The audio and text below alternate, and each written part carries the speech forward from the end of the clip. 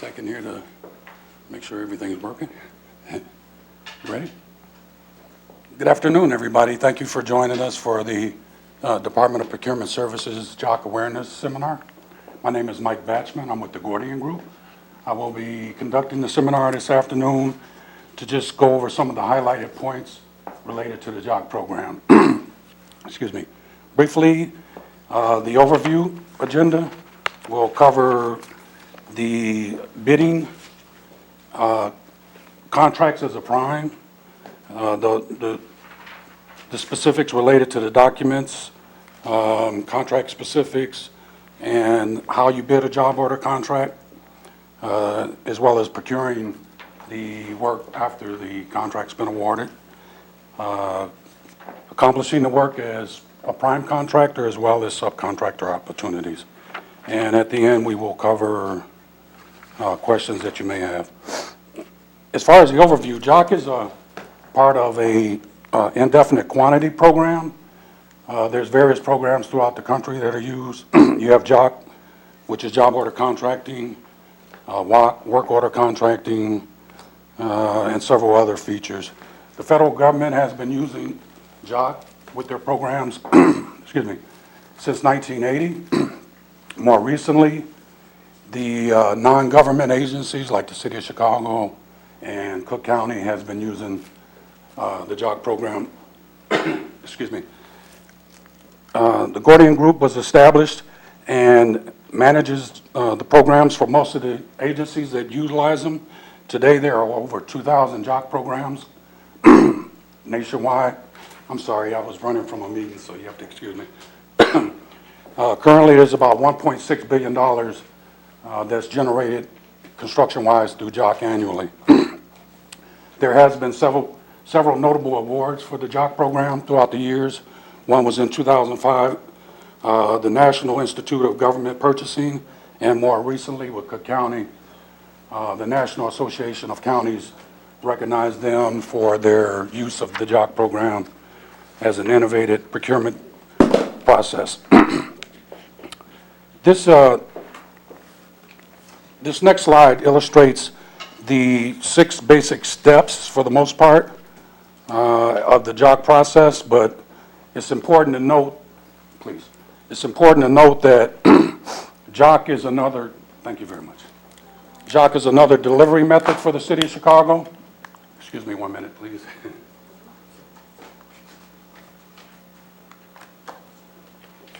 I had one meeting run a little late. They currently use in-house trades as well as term contracts. They still utilize traditional bid, and the job order contracting program just allows them one more procurement method to facilitate construction using that program. These 6 steps here are pretty much, as I indicated before, just the basic processes related to JOC. The owner identifies a project. The contractor and the owner gets together and develops the joint scope, or they have a joint scope meeting to develop the scope. The contractor prepares a cost proposal. The proposal is reviewed and approved. The PO is issued and the construction starts. Again, for the sake of the conversation, JOC is not a primary means of getting procurement throughout the city, but it is one of the tools that they use. The JOC program contract process, for the most part, is a 2-part process. The first process is referred to as an umbrella, where the client or owner department request a contract, and then the contractors prepare their bids, submit them, they're reviewed, and the initial contract is awarded. Under the second part of the contract, the owner will identify specific jobs, and those jobs are individual components of the contract, but they provide the opportunities for subcontractors as well as the prime to conduct business with the city under their construction program as it relates to the JOC. Currently, there are 7 city departments that utilize JOC. Department of Water, Transportation, Aviation, fleet and facilities management, environment, and I always forget one, Office of Emergency Management and communications. This is just an overview of other agencies in Chicago, but I should make a disclaimer and say that the identification of this information is just for informational purposes. The City of Chicago does not really oversee or have any responsibility related to these agencies. It is suggested that if you want to look into these, that you go on their website, because the city's website does not advertise contracts for these agencies. So it's really just for informational purposes as it relates to some of the City of Chicago sister agencies or other government agencies that utilize JOC in the area. As I indicated earlier, JOC is it's a fixed base competitive bid indefinite quantity contract. What that means is the contracts at the time of that two-part process, there's really no work identified, which I'll be touching on a little later, but the firm fixed price portion of it relates to the construction task catalog that the Gordian Group compiles and provides for use as part of the program. All of the contracts are competitive bid, and the contractors that do bid on it, they bid on a factor, which is normal working hours and other than normal working hours. Again, it's an indefinite quantity contract, and I can't stress enough that the initial contract does not really specify specific work or projects at that time. Those come after the base award is performed, because most departments do not know at the time of the specifics. They may have a good understanding of what they're going to use the program for, but not specific projects. Job order contracting is a performance-based contract. I really can't stress that part enough. Every element of the program is performance-related, one way or another, whether it's tied to the contract documents and or the work that's being performed. So some of the key areas that are measured on performance are the responsiveness of the contractor, the project development phase, which is crucial to making sure that the project gets off on the right foot, the construction phase, which is also equally important. You want quality work compliant to all of the construction standards and building code issues. And it also fosters a partnership with the owner once it's in place. So the performance does relate to back to the adjustment factor. So the quality of the adjustment factor also ties into it, as well as the quality of the staff. The JOC contract develops, the documents include measurable performance standards as well. As I mentioned before, the price proposals that the contractor has to submit for approval, the information in those proposals, the quantities and correct lines that are used, the timely delivery of those proposals, as well as the timely construction, again, the quality of construction, and lastly, the achievement of MWBE goals, as well as self-performance goals as it relates to work that the contractor will perform in-house. The prime contractor has a number of opportunities and benefits in the job order program. Some of them are the volume of work that's driven once the contract's award. Profit is a function of volume, so the more work you perform, obviously the more money you make. Again, it's a performance-driven item that's related to the program. If you're not performing well, then the client's not going to deliver the jobs as fast or regularly as they normally would. Most contractors don't have to go chasing work because the program, as I indicated earlier, has a set number of projects that the client is looking to perform. Now, whether they perform all of them or not is a different story, but it fosters a long-term relationship with the city as it relates to the duration of the contracts, which I'll touch on in a minute. And it's usually professionally rewarding because most of the city projects, some of them can be standard renovation, but there are a lot of unique areas when you get into some key departments like transportation and water. They have unique, specific type work that they perform. That's actually pretty interesting. Subcontractors also benefit from the program because, as I indicated, the projects are not identified up front, so the prime contractor has to basically not necessarily carry the staff, but they won't be able to perform all the work that's going to be done. They'd have to be a pretty large firm to have all disciplines tied to it, so there are a number of subcontractor opportunities.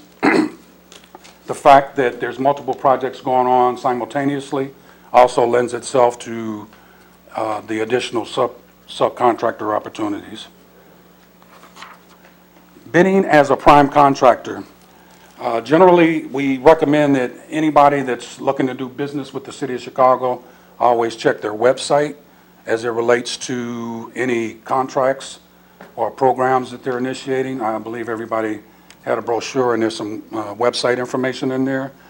I would highly recommend that. And then the City of Chicago always uses the Chicago Sun-Times as a publication to announce upcoming bid opportunities on their contracts.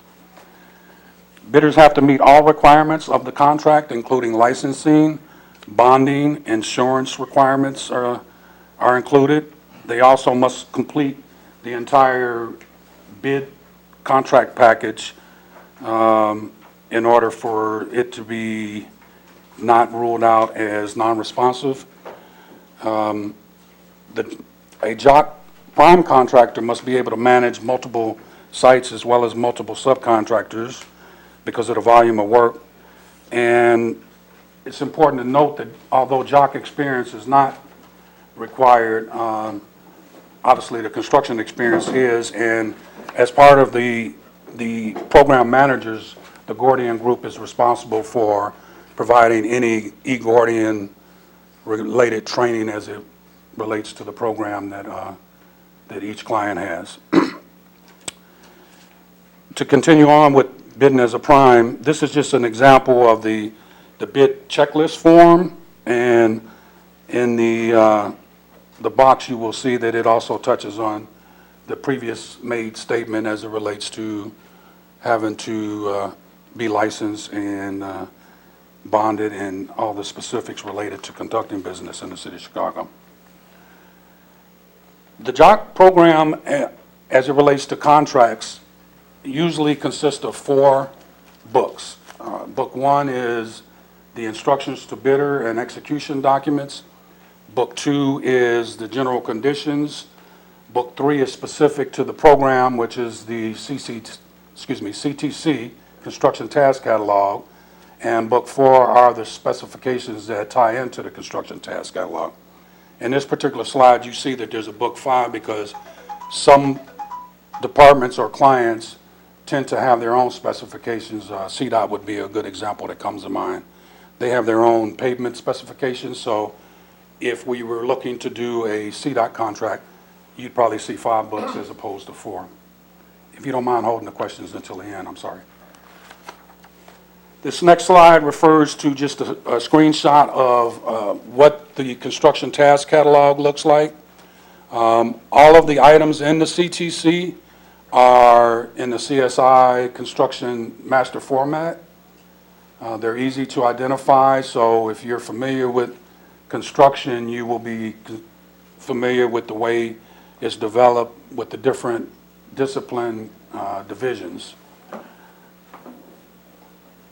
It also ties, each task item also ties into the specifications that I mentioned earlier, which is a good segue. Book 4, the technical specs, as you see, it still has the CSI format, and the description and specification requirements are tied directly into each item that's in the CTC. It is critical to note that in order to optimize your savings when you're considering a JOC program, that you have to note that each task is tied directly to the individual specification category. A lot of times people will do construction and forget about the specs that are required to oversee the type of work and the equipment the materials being used.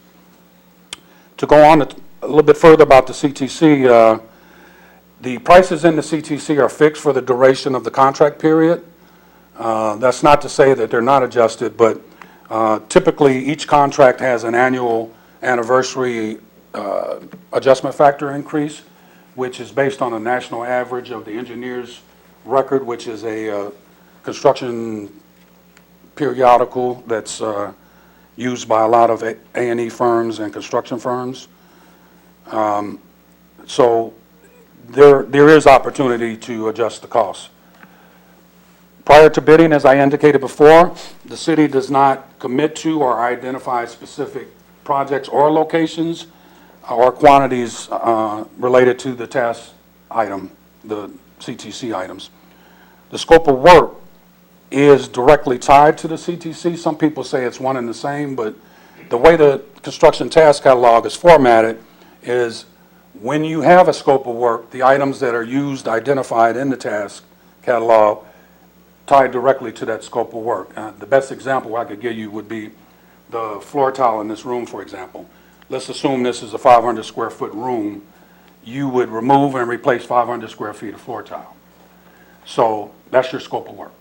And the CTC, or your cost proposal, should reflect that same item, remove and replace 500 square feet of floor tile.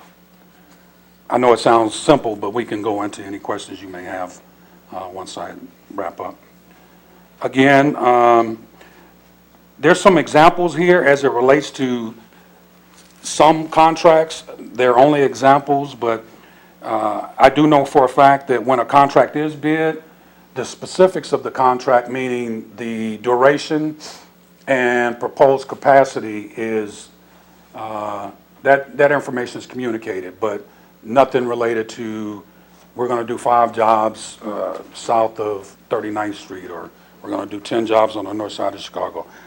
It will talk about the contract duration. The next to the last line on this slide talks about 4 terms at $2 million per term. Generally, a term is a year, unless stated otherwise. But in this particular case, this is an example of how it would be a 4-year contract at $2 million capacity per term for a total of $8 million. Each contract is specific to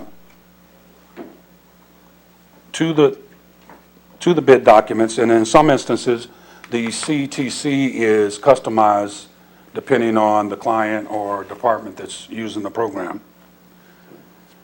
This slide represents several steps. Did I go too far? No, I guess I was behind. Somebody should just let me know if I slipped behind, please. Several steps related to what it takes to basically consider some of the things that I talked about earlier. Step 1, you need to determine your direct costs.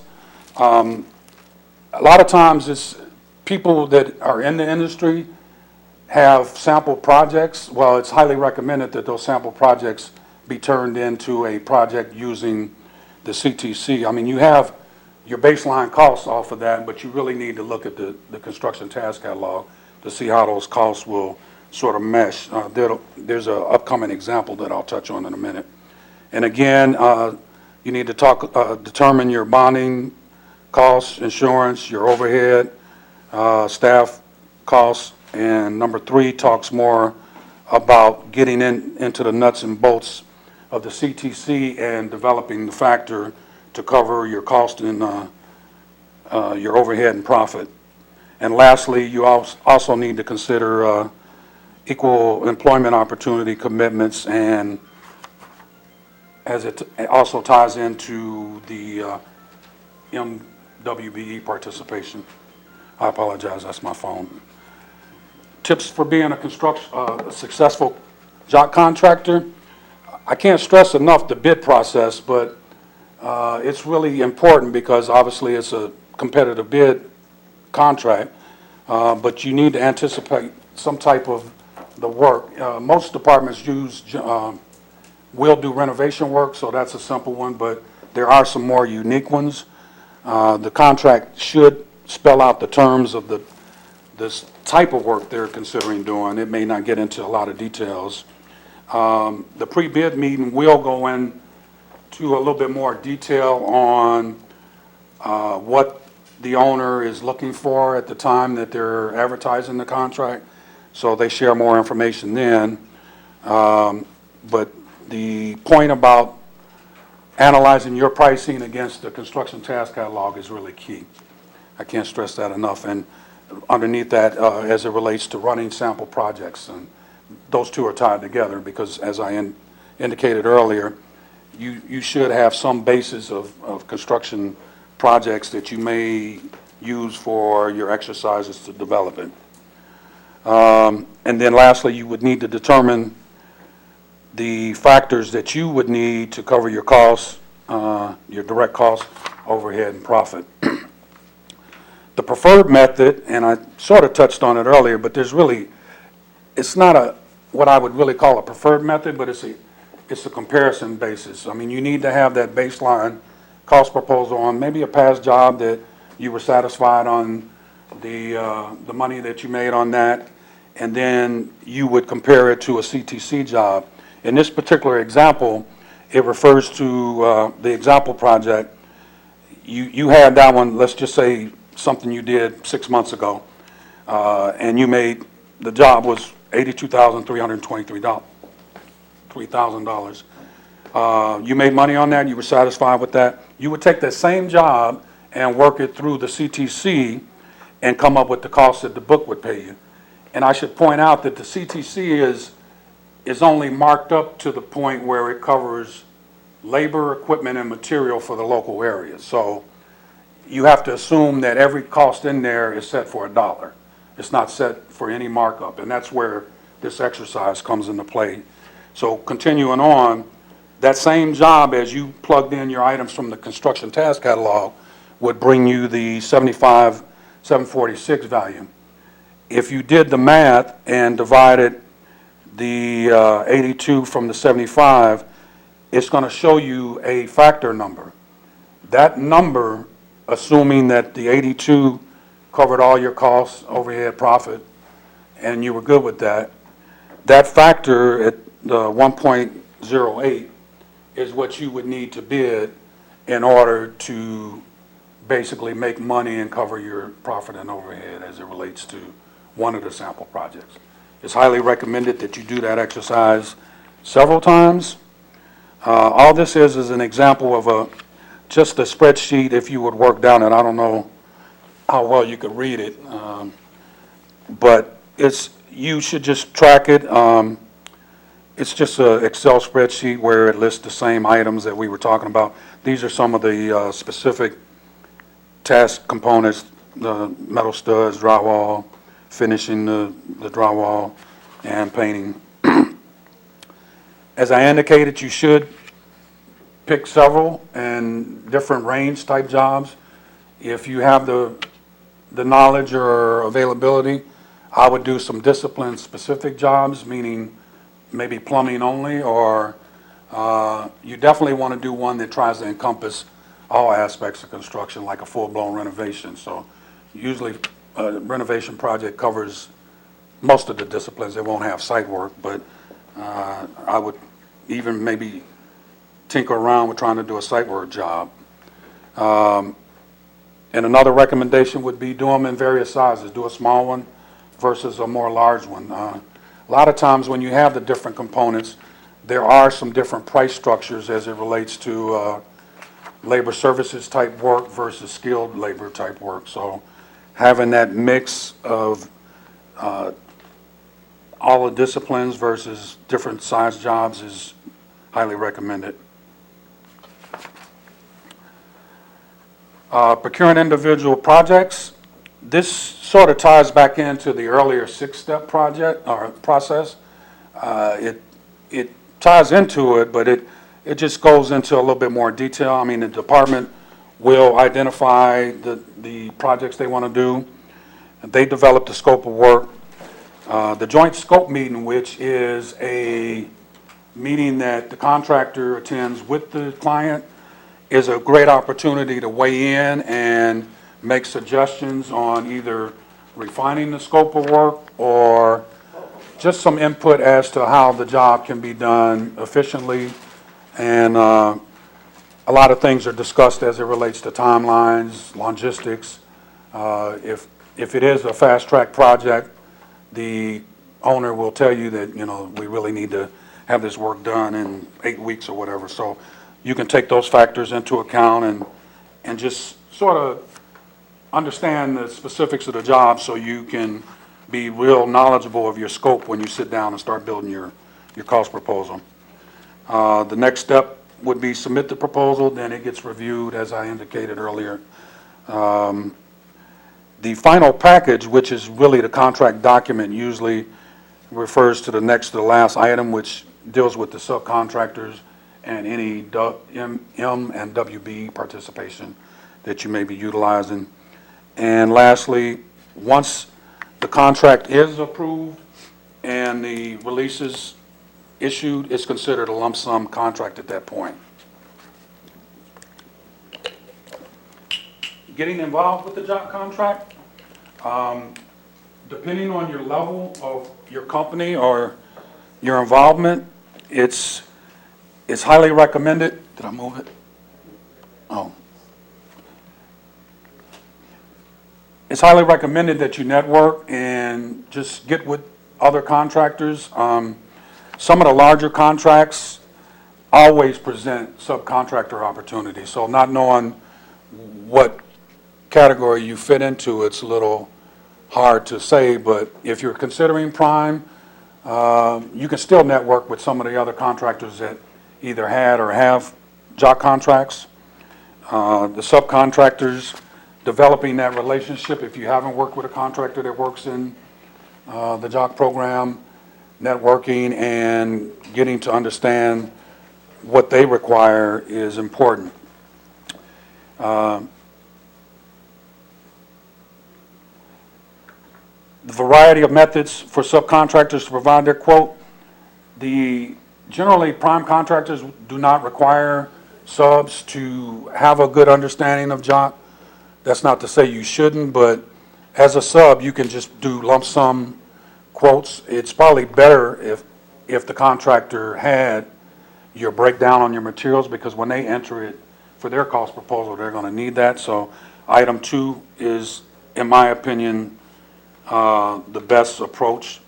You do a lump sum quote, but you'd also show your material breakdown.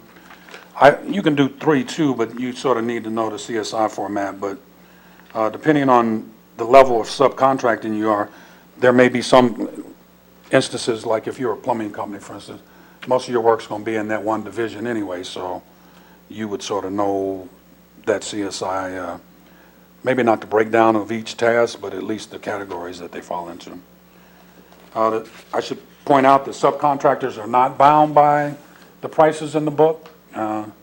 Their relationship is really with the prime, so the prime contractor holding the contract is ultimately responsible for building a price proposal, and usually when they enter into subcontractor agreements, that's aside from the overall process.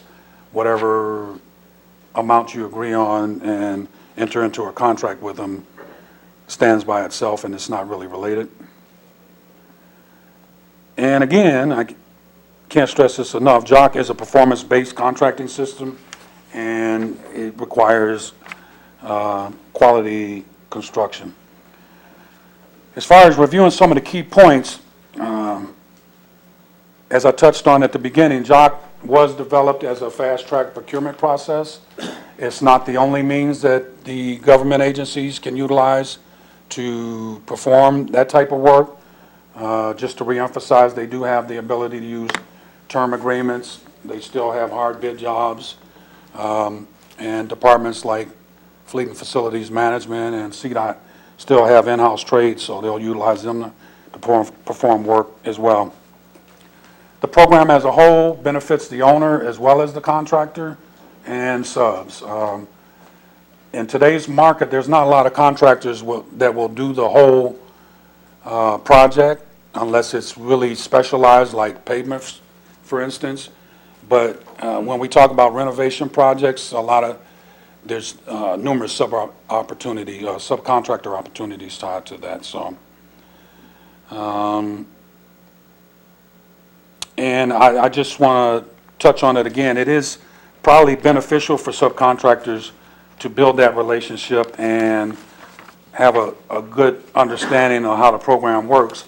And there's a lot of general contractors that will mentor smaller companies if that's the category you fit into. So I would consider that as well. There's a number of fairs and workshops held throughout the year, whether it's City of Chicago or Cook County or one of the other agencies that not only cover JOC, but they talk about their whole contracting process. So I believe I'm on the slide that has contact information. And I'm going to leave it up there, but that's the end of my presentation, so I will take questions that you have. You have one first, so let me go to you.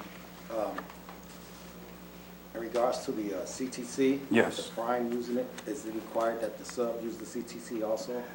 I would recommend that they understand it, but as I indicated, you can, if you're doing work with a prime, most cases, they probably just want you to give them a bid number.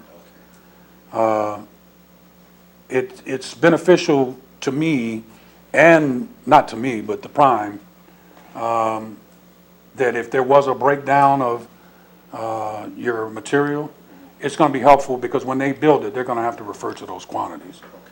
But a lot of them that are been around a while, they understand the scope of work, so they could take your number and build the cost proposal within eGordian based on what they understand the scope of work to be. Okay, and then the other thing was, when is JOC supposed to kick off for the city? And does JOC have I saw where I'm registered with JOC, but and they had my certifications except for the disabled vet certification. Yeah, that, to me, that would be a procurement question. Okay. There's always JOC contracts being bid throughout the year or so. There's several that should be coming out this summer. Within that pamphlet should be the website, so as long as you're on DPS alerts, you should get notice of any upcoming contract, whether it's JOC or otherwise, so contracting opportunity. 3 is your limit. No. Yes. This CTC, is it, do we get it from the Gordian group or do we get it online? Well, unfortunately, the construction task catalog is only available at the time of advertisement. Okay. And that's where I was sort of talking about if you know a particular contractor that's in the program already, you can build that relationship and, you know, there could be some mentoring opportunities there. That is a contract-specific contract document. So at the time of advertisement, those 4 books that I referred to are all issued to anybody that's considering bidding on that contract. All right. I got 2 more questions. All right, so 3 is the limit now.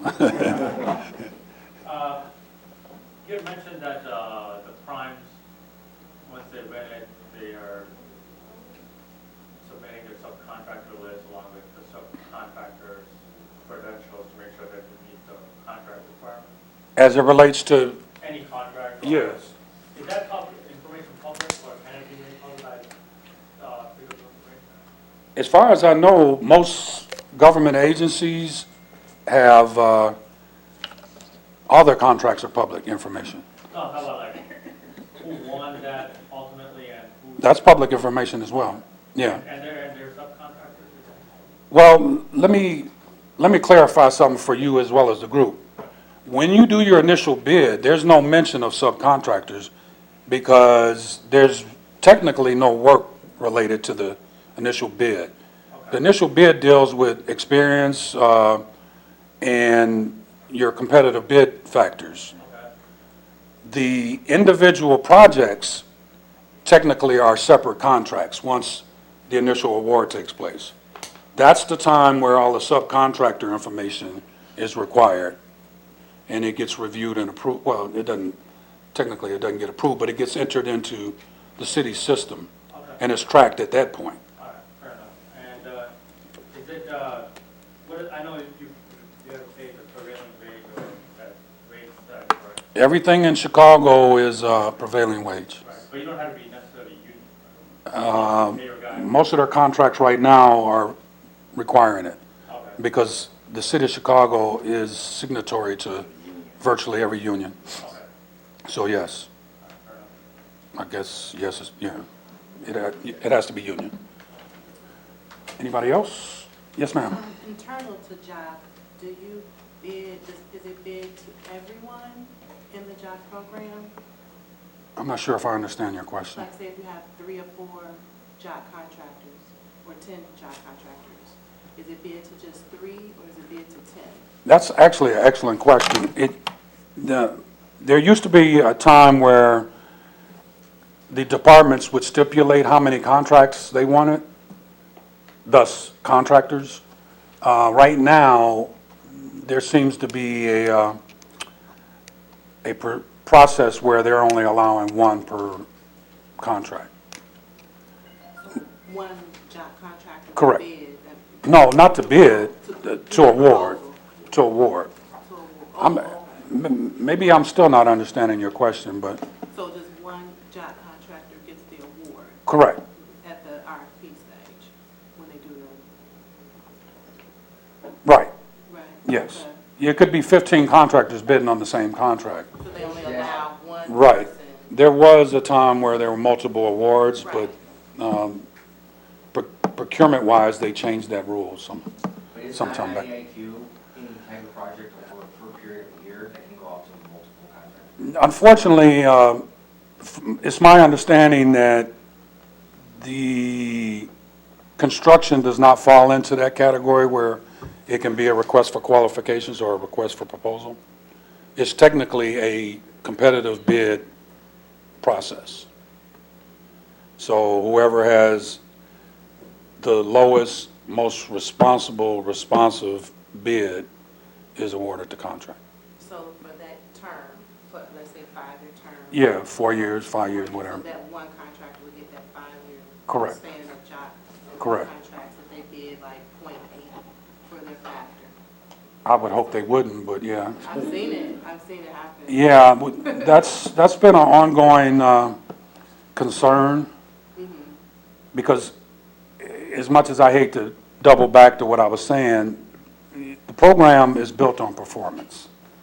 And when you start having factors that are questionable, that involves the performance of your ability to provide a clean, concise proposal that is specific to the work that's being performed. Well, the big dogs do the .8s, so, Yes. so how are they doing? I didn't hear. So the big guys, Yes. Well, .8s and so how are they able to do it? there is some opportunity. I can't really speak for them, but all I can say is the larger companies, JOC is one component of what they do. So and I'm assuming, because I've never worked for one of them, but they have the ability to have a lower overhead in their JOC program because those people may be doubling on something else. So I'm assuming their overhead is lower because it's being covered by the full company's profit as opposed to just the JOC projects. Anybody else? I wish I would have heard that, but I didn't. You said that, there are, possibly some mentor opportunities available. So, are those paid opportunities? No. They're not? No, and be honest with you, I can't speak for any of the contractors. I just know how, if I was sort of speaking from how I would approach it if I wanted to get into the mix of the program.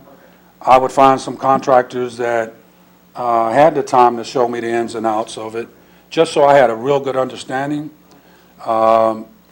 It works better if you're a sub and you're doing work with that contractor.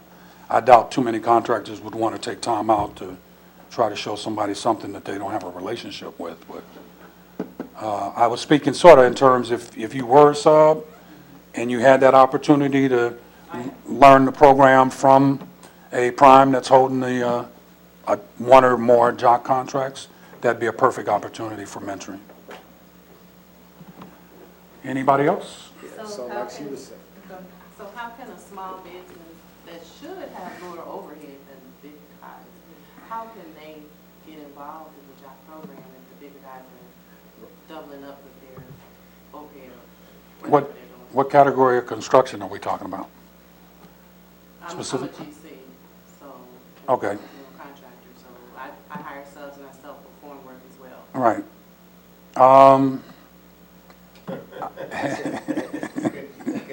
so, Mr. Patrick, I wish I could answer that question for you.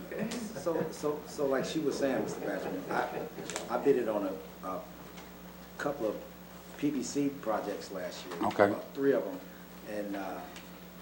and all 3 of the instances probably was for the, Are you talking about JOC projects, or are you talking about their hard bid process? well, it wasn't a JOC program. Okay.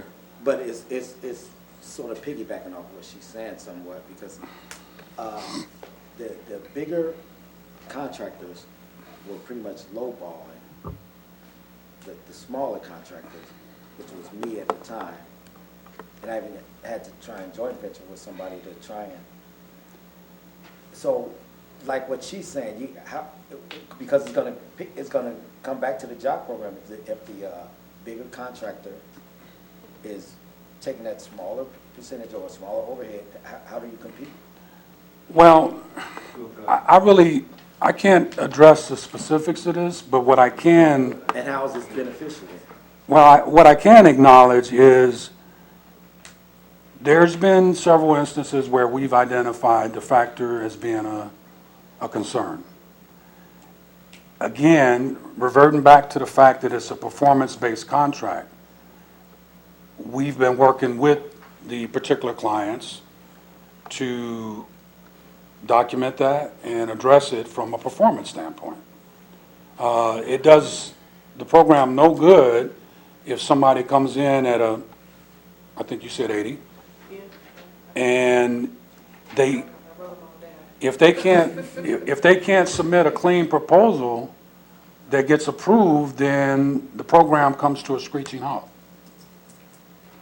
And there has been 1 or more instances that I've been involved in related to that. So it's something that's being addressed. That's the best way I can sum it up, to be honest with you. So, So you're saying there are potential opportunities once you kind of evolve the program, or? well, yeah, plus, I wouldn't mind talking to you after we're done, so.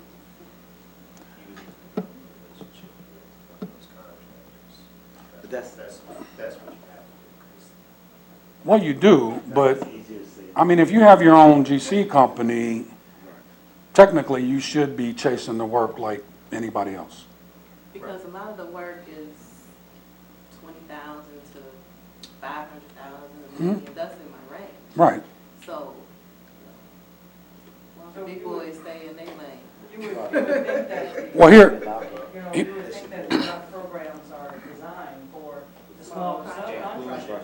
So we don't have to compete with the big boys, because they have their foot in on all the big stuff too, so it's Right. still, it's Yeah. so- Right, they'll be able to, there's a, excuse me, there's a factor involved here that I'm gonna touch on, and I have experienced this, and I know it to be true, but the contractors that have been in the program the longest, and I know I sort of skimmed over the presentation, but when I touched on getting to know the CTC and understanding it, those larger tractors, soon as they get the contract, or excuse me, as soon as they get to CTC, they're going to key sections in that CTC, and they're working projects out on something that they may have done to see where pricing has changed or see where their profit margin will fall in. They may not have to do a lot of projects because they're generally familiar with the book, but they will, I guess, do a search and see what's new. the things in a PDF, so you can do a PDF search and sort of identify tasks that are new to that book. Because it's I'm not going to say always changing, but things get added and removed. So the best example that I could use is the water department. They went from specific task items on some of their construction to assembly task items. So what you used to have 5 or 6, 8, 10 items to list to perform one scope of work was all encompassed in one task item, all inclusive.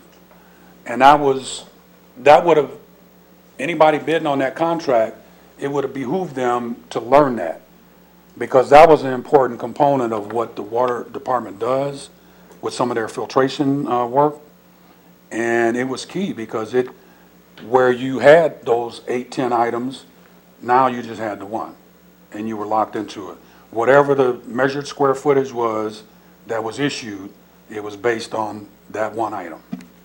So it's that type of nuance where they'll go look at it, and again, I mean, they do have a possibility of keeping a lower overhead if they have revenue coming in from multiple sections of their company. So, Excuse me. yes, Who else put the CDC together? it's developed by our company, the Gordian Group. The Gordian Group. Right. I shouldn't say only, but the client has input. It can be customized as much as you want. Some examples would be, we're doing a lot of health work now. So we have catalogs that are pretty much just health specific. But that's not to say that you couldn't have that same division in a full-blown catalog. A department like Fleet and Facilities Management, they're the property managers for Chicago, so their book is fairly all-inclusive from nuts to bolts. Pavement, not wholesale pavement like they're doing streets like CDOT would, but, sidewalks and things like that. But the focal point is sort of renovation, interior, but it includes masonry, roofs, all the electrical, plumbing. So, yes. Sorry, can I answer? Oh, we got answered? Almost same thing. Okay.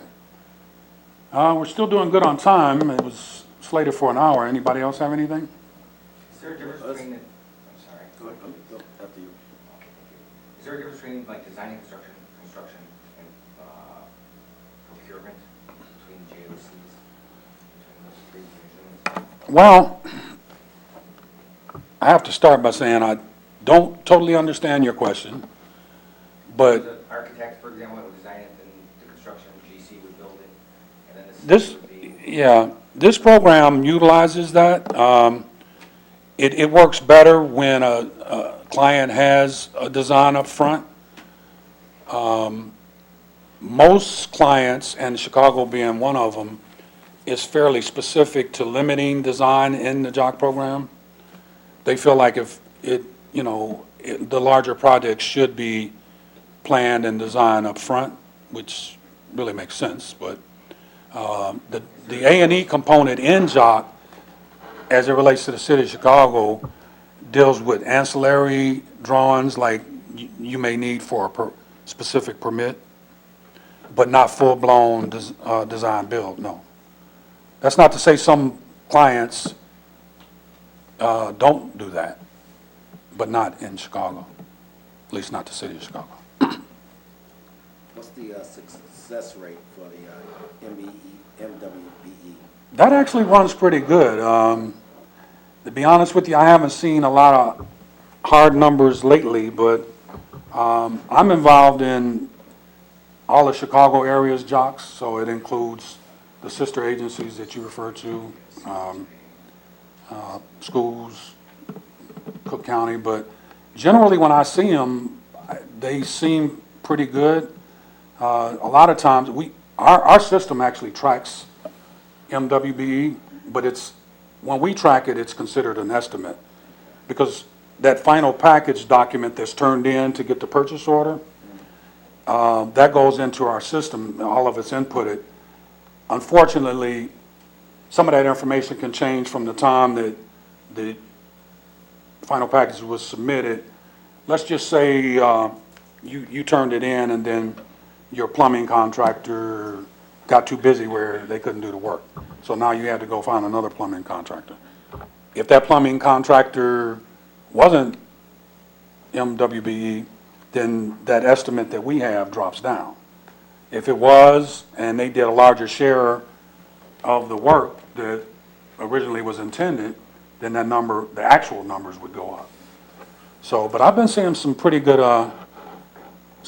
result. I know the city of Chicago is going up to 26.6 as of a month ago.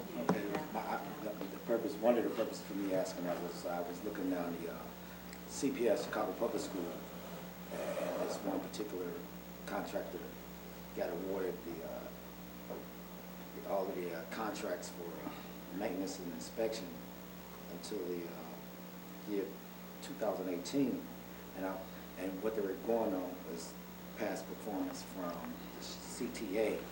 So I was wondering if maybe That's not that unusual. that's that. I'm not sure how this ties into compliance. Okay. It ties into compliance because it was a no-bid contract, and the DBE or the MBE So they had good numbers over was there. at zero. So there was no effort put in to find a MBE to handle the project.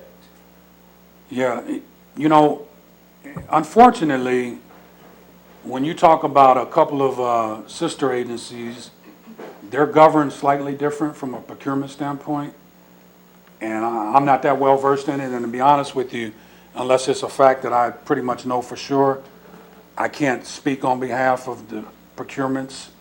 But I do know the city of Chicago has a big push to, they call it a goal, but it's an expected goal. It's federal dollars.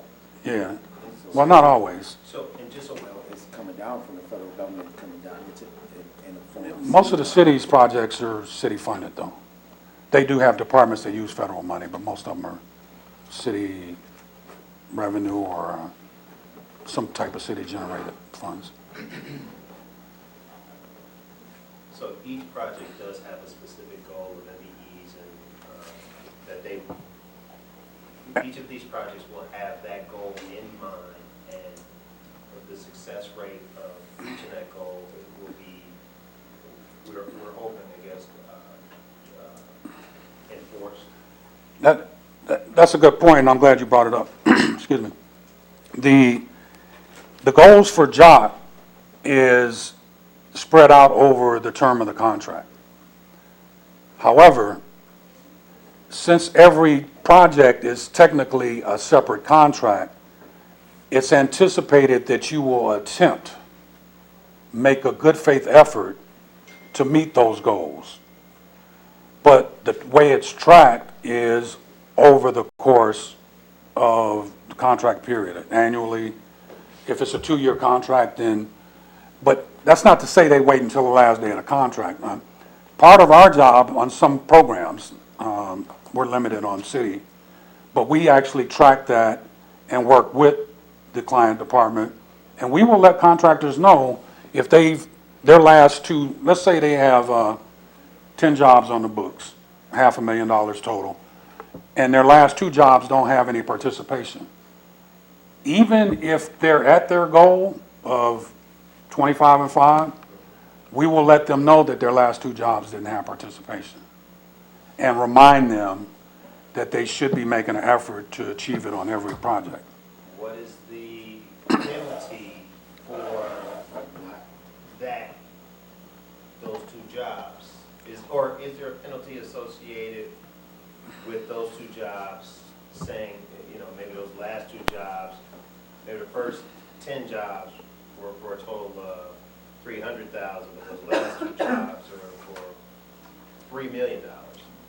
The participation. But it still goes into that, so. Are those, then if they work in an exclusionary manner to MBEs on those projects, are they then penalized on the next set of contracts? Or do they just get a hand slap and get the bid again? It's becoming probably more of recognized practice that that's also a performance measure. And, I mean, I can't speak carte blanche for everybody that runs a JOC program, but it's been mentioned to me that if that is the case, and you happen to be up for another contract, that lack of performance in that area could prevent you from getting that next contract. And I'm not talking about individual jobs, because sometimes I confuse people when I talk about it, but I'm talking about the program contract. Exactly. Right. And that's exactly. Yeah.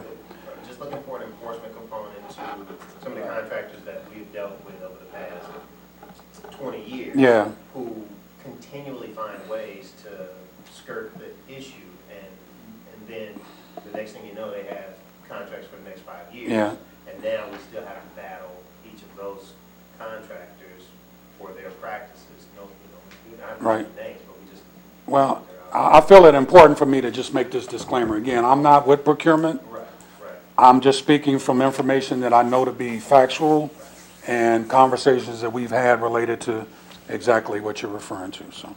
So couldn't the Gordian group put that language in there and not, since you all are the innovators of JOC, or program management, whatever it is, put that language in there that not could be, but shall be? Well, she hit it right on the head. We're program managers. I just wanted to emphasize that. But every department or agency that develops JOC, even though we assist them with certain contract language as it relates to JOC, that contract language comes directly from their procurement department.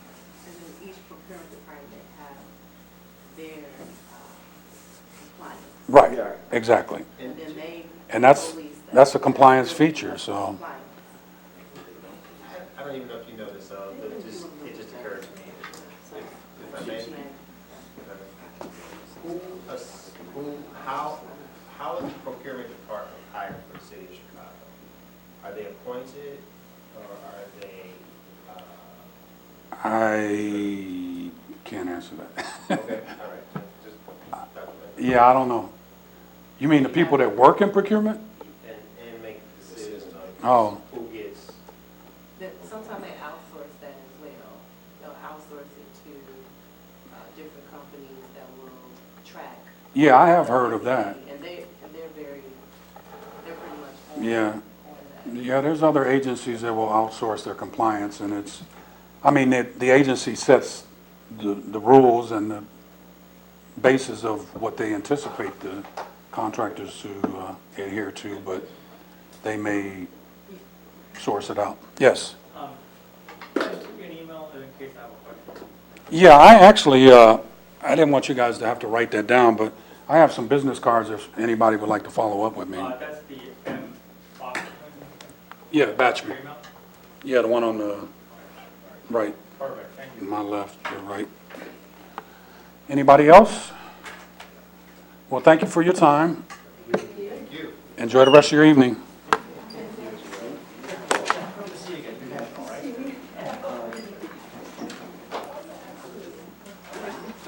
All right, sir.